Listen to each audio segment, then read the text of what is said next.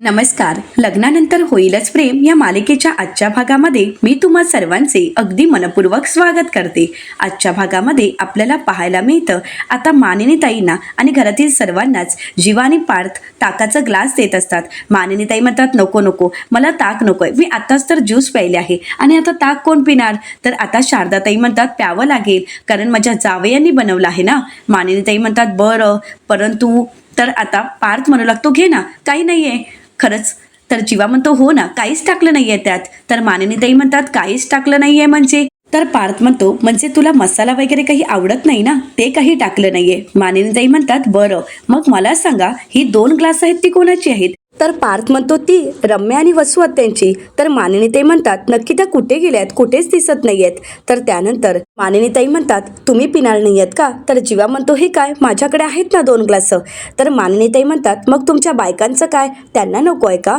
तर पार्थ म्हणतो आई आता आमचं लग्न झालंय म्हणजे मी आणि काव्या. तर जीवा म्हणतो ते दोघे एकाच ग्लासात पिणार आहेत, हे घे दादा तुझं आणि तुझ्या बायकोचं ग्लास. तर पार्थ म्हणतो हो मी काव्याच्या उष्टच पिणार आहे म्हणजे आम्ही दोघंही एकाच ग्लासमध्ये ताक पिणार आहोत. तर जीवा म्हणतो नारळ पाणी नाही का, 2-2 स्ट्रॉ टाकून एकत्र पिलं जातं, मग मी आणि नंदिनी सुद्धा एकाच ग्लासात पिणार आहोत. असं म्हणत ते दोघेही ती 2 ग्लास घेऊन तिथून निघून जातात. आता सर्वच जण त्यांच्यावर हसू लागतात. युग हसत असतो तर मानिनीताई म्हणतात अरे तू तरी नीट वाग, यांच्यासारखा वागू नकोस. असं म्हणत सर्वच जण हसू लागतात. त्या दोघांचीही सर्वच जण मजा घेत असतात. तर दुसरीकडे पाहायला मिळतं रम्या वसू आत्यांना बाजूला घेऊन येते. वसू आत्या म्हणतात काय झालंय रम्या, अगं तिथे सर्वजण छान गप्पा मारत होतो, छान गप्पा रंगल्या होत्या आणि तू मला इथे घेऊन आलीस. रम्या म्हणते हो घेऊन आले. आई तुला कळतंय का, अगं तू तर त्यांच्यात सामीलच झाली आहेस, तू विसरून गेलीस का की आपण हे सगळं काही नाटक करतोय. अगं त्यांनी तुला आपल्यामध्ये सामील करून घेतलं आणि म्हणून तू त्यांच्यात सामील झालीस. वसू आत्या म्हणतात हो का, मग तू नाही का त्यांच्यासोबत रंगपंचमी खेळत होतीस, त्यांना रंग लावत होतीस, डान्स करत होतीस. रम्या म्हणते हो पण मी नाटक करते याची मला जाणीव आहे. तर वसू आत्यांना रम्या विचारते पण तुझ्या लक्षात आहे का गं. वसू आत्या म्हणतात की हो माझ्याही लक्षात आहे, मी काही विसरले नाहीये. पण रम्या अगं या अगोदर आपल्याकडे कोणी पाहतही नव्हतं, आपल्याकडे कोणी ढुंकून बघतही नव्हतं, कोणी आपल्याशी बोलतही नव्हतं, परंतु आता सर्वच जण आपल्याशी नीट बोलतायत, नीट वागतायत, आपल्याशी गप्पा मारतायत. मग काय हरकत आहे त्यांच्याशी थोड्या गप्पा मारल्या तर. तर रम्या वसू आत्यांना म्हणते हे बघा ही हसू जसं नकळत येतं ना तसं संकट सुद्धा नकळतच येतं न सांगता. तर वसू आत्या म्हणतात बरं. रम्या म्हणते हसण्याच्या नादात असं काहीतरी नकळत बोलून जाऊ नकोस की या हसण्याच्या नादात आपली कारस्थानं त्यांच्यासमोर येतील आणि आपलेच दात ठेचले जातील. वसू आत्या रम्यावर चिडतात आणि म्हणू लागतात एवढीही मी बिंडोक नाहीये. रम्या म्हणते सांगतेस की विचारतेस. वसू आत्या म्हणतात रम्या म्हणते उगाच रम्या रम्या करून माझ्यावर ओरडू नकोस आई. आठवतंय ना मागच्या वेळी तूच मामी समोर पचकली होतीस, 16 डिसेंबर नंतर मी कोणाच्याही आयुष्यात लुडबुड केली नाहीये असं तूच बोलली होतीस ना मामी समोर, बरोबर ना, आठवतंय ना. आता वसू आत्यांच्या लक्षात येतं, वसू आत्यांना तो क्षण आठवतो.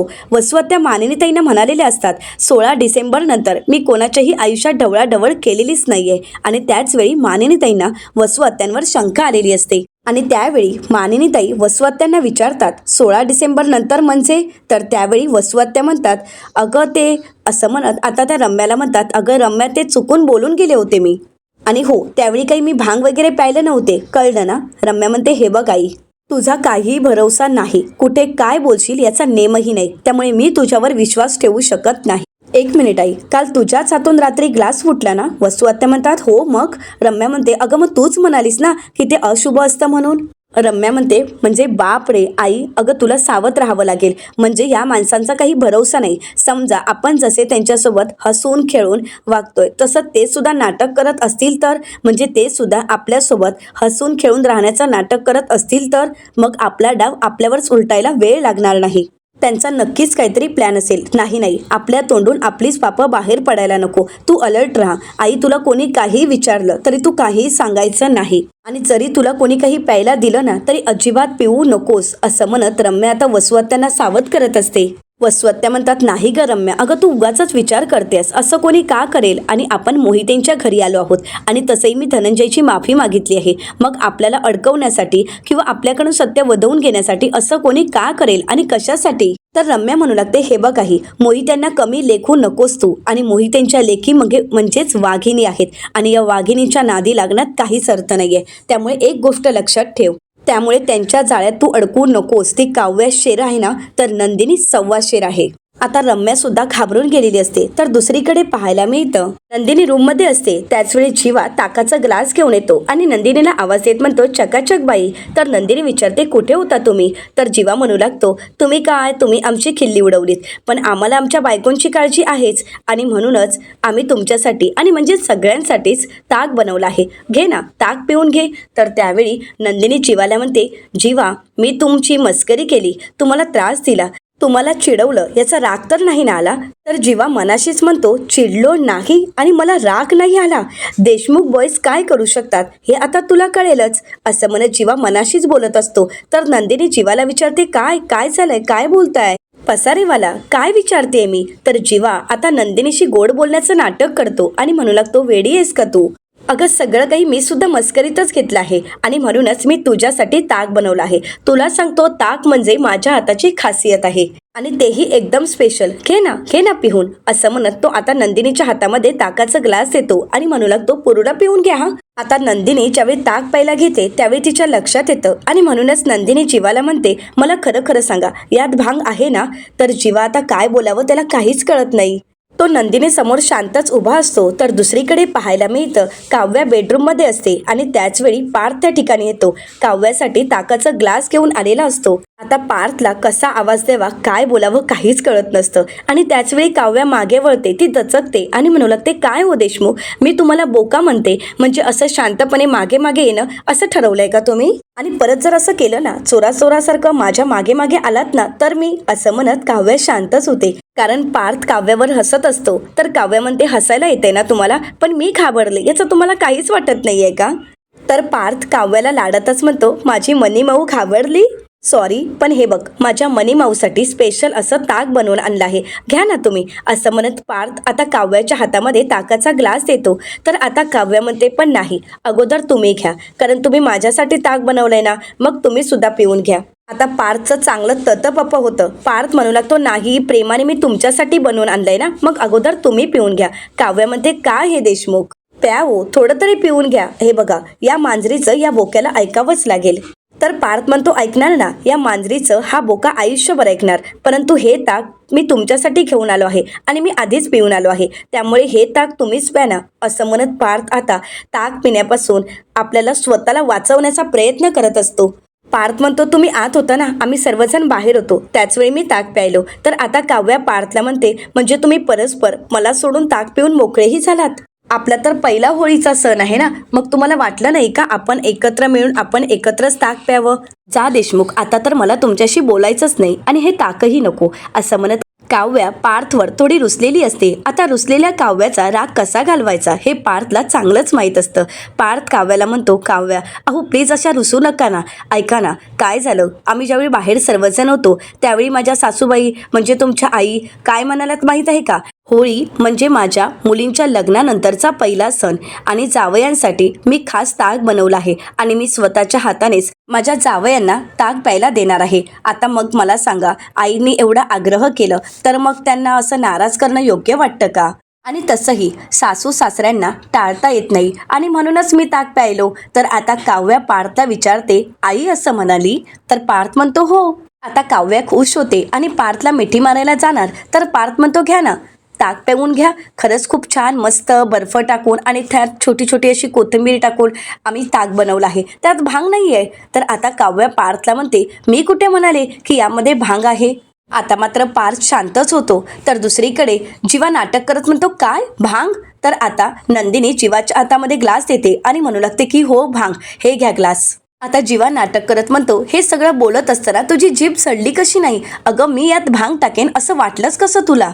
तुझा विश्वास नाहीये का माझ्यावर? तर नंदिनी नकार देते. तर त्याच वेळी जीवा म्हणतो, चल तू खाली ये चल. तर नंदिनी विचारते, अहो काय करताय? जीवा म्हणतो, हो तू चल माझ्यासोबत. असं म्हणत जीवा आता नंदिनीला बाल्कनीत घेऊन येतो आणि खाली सर्वच जण गप्पा मारत असतात. जीवा आवाज देत म्हणतो, ओ ताई, माई, अक्का, काका, मला एक सांगा, मी यामध्ये काहीतरी घातलंय असं तुम्हाला वाटतंय का? हे ताक चांगलंच होतं ना? तर आता नंदिनी जीवाला म्हणते, अहो कशाला उगाच ओरडताय तुम्ही, कशाला उगाच सर्वांना विचारताय? जीवा म्हणतो, तुझी खात्री पटायलाच हवी. तर मिथुन काका म्हणतात, नाही नाही, त्यात काहीच नाहीये, एक नंबर ताक झाला आहे. आय लाईक दिस ताक, मी अजून एक ग्लास पिणार आहे. जीवा म्हणतो, हो ना, मग काका तुला अजून माझ्याकडून 4 ग्लास, असं म्हणत आता जीवा नंदिनीला म्हणतो, तुझा तर माझ्यावर विश्वासच नाहीये. तर आता नंदिनी म्हणते, नाहीये माझा विश्वास. तर बाकी सर्वजण गच्चीवर जायला निघत असतात. तर जीवा म्हणतो, अगं असं काय करतेस तू, माझ्यावर विश्वास ठेव, मी जर यामध्ये काही घातलं असतं तर यांना त्रास झाला नसता का, बघ नीट चालतायत ना. नंदिनी त्या सर्वांकडे पाहते, परंतु अजूनही काही नंदिनीचा जीवावर विश्वास नसतो. तर नंदिनीचा विश्वास बसावा यासाठी जीवा म्हणू लागतो, हे बघ चकाचक बाई, यात काहीच नाहीये, यामध्ये फक्त माझं प्रेम आहे, घे. तर नंदिनी म्हणते, आजकाल तुमचं प्रेम ना जास्तच ओतू चाललं आहे. तर जीवा म्हणू लागतो, जाणारच, कारण आज रंगपंचमी आहे. मग या रंगांसोबतच आपलं प्रेम सुद्धा आपल्या जवळच्या माणसांवर, आपल्या आवडत्या माणसांवर असं उधळून टाकायचं असतं. आता जीवाने नंदिनीला समजावण्याचा, तिच्याशी गोड बोलण्याचा प्रयत्न केलेला असतो, तरी सुद्धा नंदिनीचा काही जीवावर विश्वास बसत नसतो. नंदिनी म्हणू लागते, तरीही मला नको आहे, असं म्हणत नंदिनी हात सोडते आणि म्हणू लागते, तुम्हाला ताक प्यायचं आहे ना, मग तुम्ही ताक पिऊन घ्या, पण मला नको आहे, असं म्हणत नंदिनी तिथून निघून जात असते. जीवा नंदिनीला आवाज देत थांबवण्याचा प्रयत्न करतो, परंतु नंदिनी काही थांबत नाही. आता नंदिनी तर तिथून निघून जाते. जीवा थोडा चिडतो आणि म्हणू लागते, काय बाई आहे ही, माझ्यावर हिचा विश्वासच नाहीये. पण नाही, आज तर मी हिला हे ग्लासमधील ताक प्यायला लावणारच आणि हिचं विमान उडवणार म्हणजे उडवणारच. आता जीवा नंदिनीला चकाचक बाई असं हाक मारत तिच्या मागून निघून जातो. दुसरीकडे पाहायला मिळतं, पार्थ आता काव्याच्या समोर उभा असतो, परंतु काहीच बोलत नाही आणि म्हणूनच काव्या पार्थला म्हणते, काय झालंय, उत्तर द्या देशमुख. तर पार्थ म्हणतो, सांगितलं नाही एकदा, मी यात काहीच घातलं नाहीये, तरी तुझा विश्वास नाहीये का माझ्यावर? मी तुमच्यासाठी एवढं ताक बनवून आणलंय, पण तुम्हाला मात्र संशय घ्यायचा आहे, म्हणजे समोरचा तुमच्यासाठी एवढं काहीतरी करतोय, त्याची किंमतच नाहीये का?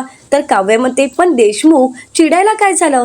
तर पार्थ म्हणतो, चिडू नकोत ना, तर काय करू सांग ना, म्हणजे मी एवढं तुमच्यासाठी ताक बनवून आणलं आहे, पण तुम्हाला तर प्यायचंच नाहीये, यात काय घातलंय काय नाही घातलंय हेच विचारायचंय, त्यापेक्षा इकडे द्या, तुम्ही पिऊच नका, मी बाहेर फेकूनच येतो. असं म्हणत पार्थ आता काव्याच्या हातातील ग्लास घेतो आणि बाहेर येतो आणि म्हणू लागतो, आता तर मी हे फेकूनच देणार.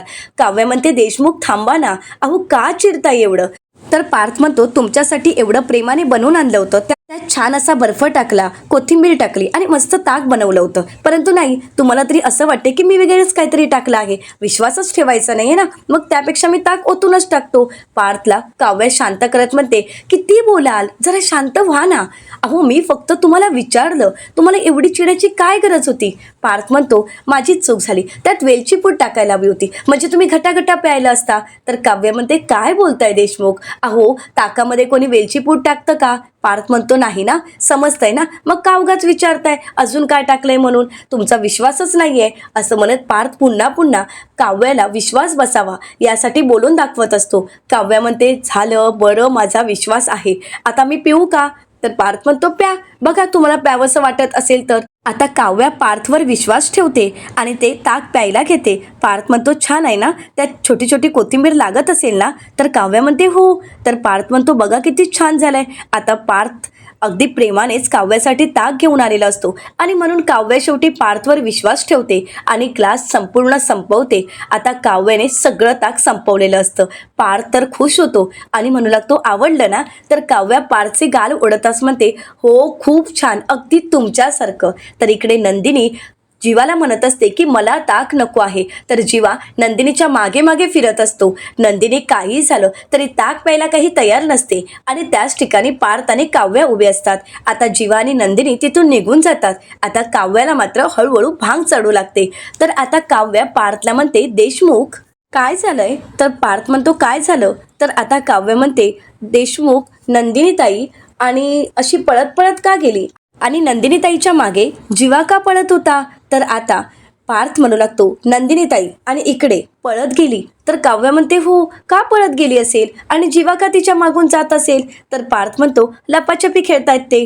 तर काव्य हसू लागते. काव्याला चांगलीच भांग चढलेली असते आता काव्या पार्थला म्हणते मी पण खेळते असं म्हणत आता भांगेच्या नशेत काव्या तिथून निघून जाते. तर पार्थ त्या ग्लासाकडे पाहतो आणि म्हणू लागतो आमची फिरकी घेता का असं म्हणत पार्थ मोठमोठ्याने हसू लागतो.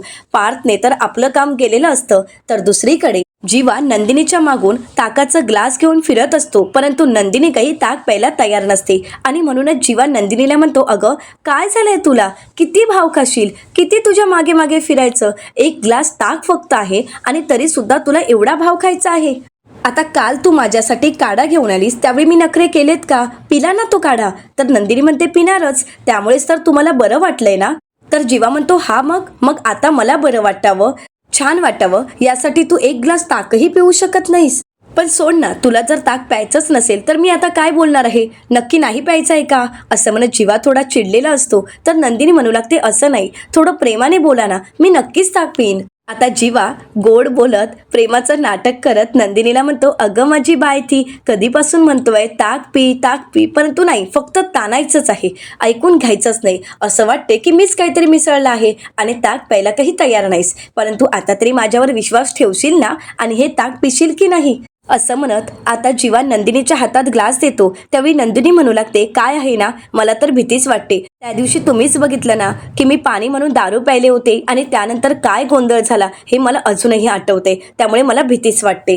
जीवा म्हणतो हो खरंच. तर नंदिनी पुन्हा एकदा खात्री करण्यासाठी जीवाला विचारते यात नक्की काही नाही आहे ना. तर जीवा म्हणतो हो खरंच काही नाही आहे. आता जीवावर विश्वास ठेवत नंदिनी सुद्धा ग्लास संपवते, सगळं ताक पिऊन टाकते.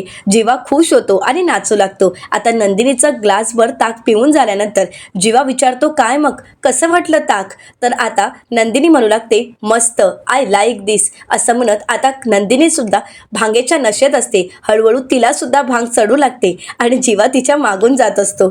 तर इकडे काव्याला चांगलीच भांग चढलेली असते. काव्या गार्डनमध्ये येते आणि पार्थ आपल्यासोबत असल्यासारखं तिला वाटत असतं. पार्थ सोबत असल्याचं आता तिला भास होत असतात. काव्या म्हणू लागते देशमुख अहो नीट हात पकडा ना, चला माझ्यासोबत असं म्हणत ती गार्डनमध्ये येते आणि म्हणू लागते देशमुख अहो काय हे, आपण तर पाण्याने होळी खेळलोच नाही, मग इथे गवत कसं उगवलं असं म्हणत काव्या हसू लागते आणि आजूबाजूला पाहते तर पार्थ कुठेच नसतो.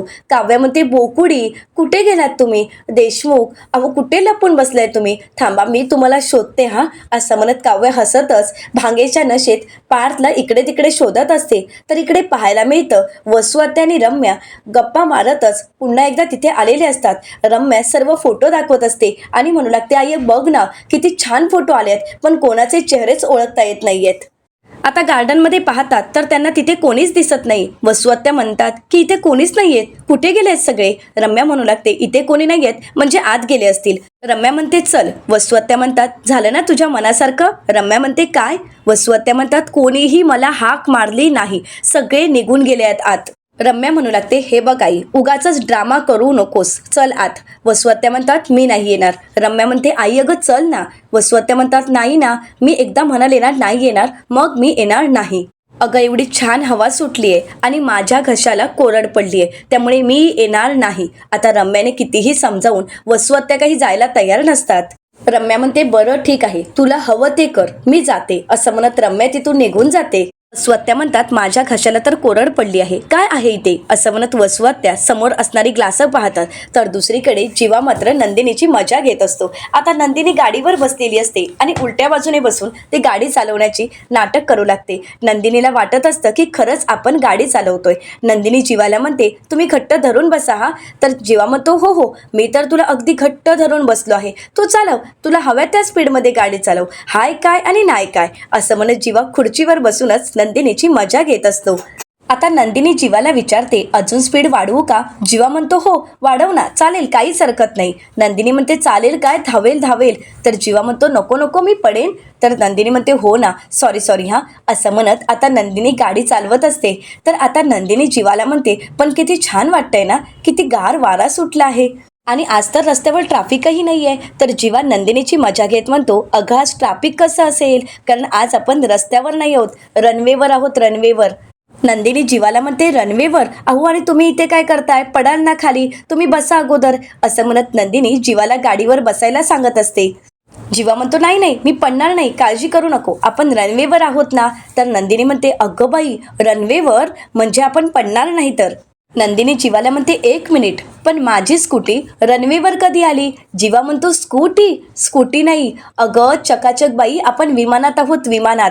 जीवा आता नंदिनीची मस्करी करत म्हणतो सीट बेल्ट लाव. नंदिनी म्हणते हो लावते, पण मला सांगा ना आपण कुठे चाललोय आता? तर जीवा म्हणतो खूप दूर चाललोय, खूप दूर. तर नंदिनी म्हणते खरंच एवढ्या दूर चाललोय आपण? नंदिनीची शाळा घेत जीवा म्हणतो आणि हो, विमानातून हात बाहेर काढायचा नाही आणि कोणी काही खायला दिलं तर अजिबात खायचं नाही.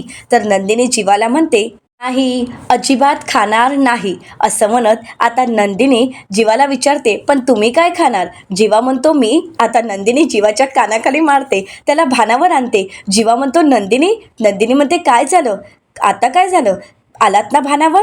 तर जीवा म्हणतो म्हणजे? नंदिनीला म्हणतो म्हणजे तू भांग म्हणजे ते ताक प्यायलंच नाही आहेस का? नंदिनी म्हणते नाही, कारण मी तुमची बायको आहे ना, मग ताक सुद्धा फुंकूनच पिणार. तुम्हाला काय वाटलं, तुम्ही ताक दिलं आणि तुमच्यावर विश्वास ठेवून ते ताक मी पिणार आहे? तर जीवा म्हणतो अगं पण तुझ्या मिशीला ताकाला मिशी म्हणजे तुझ्या ओटांना ताक लागलं होतं ना. तर नंदिनी म्हणते ते मी स्वतःहून हाताने लावलं होतं, कारण तुम्ही माझा चेहरा बघण्यात इतके बिझी होता की तुम्हाला कळलंही नाही की मी ते ताक प्यायलेच नाहीये. तर जीवा म्हणतो काय? नंदिनी म्हणते हो, जाऊन बघा, ते ग्लास तिथेच आहे. आता मात्र जीवाचाच पोपट झालेला असतो. नंदिनीने जीवाचीच फजिती केलेली असते. तर येणाऱ्या पुढील भागामध्ये आपल्याला पाहायला मिळतं आता नंदिनीने ठेवलेला ग्लास आणि त्यातील ताक वसू आत्या प्यायलेले असतात आणि वसू आत्यांनाही चांगलीच भांग चढलेली असते.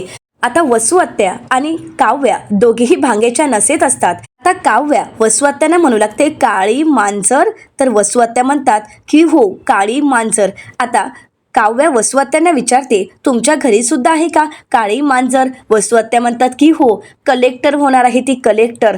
तर आता काव्या म्हणते हो का? तर वसू आत्या म्हणतात हो ना, 16 डिसेंबरला त्या बोक्या आणि मांजरीची आम्ही वाट लावली होती, वाट.